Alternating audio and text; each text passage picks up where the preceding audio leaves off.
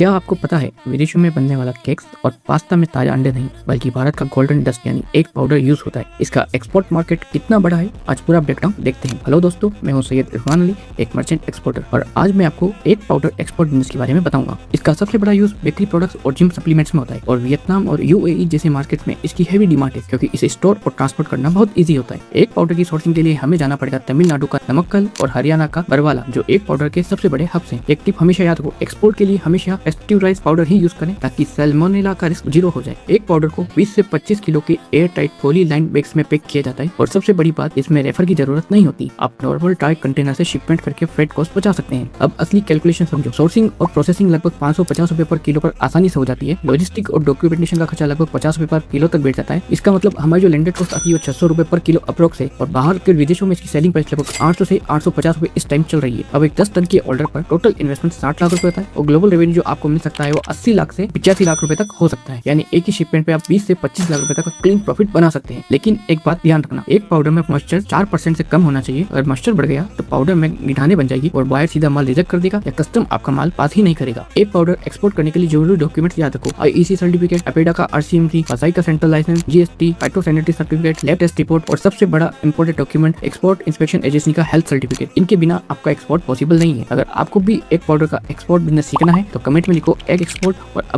और मैं आपको मेरी मास्टर क्लास का लिंक भेज दूंगा। और ऐसे ही रियल एक्सपोर्ट इनसाइट के लिए फॉलो और सब्सक्राइब जरूर करें।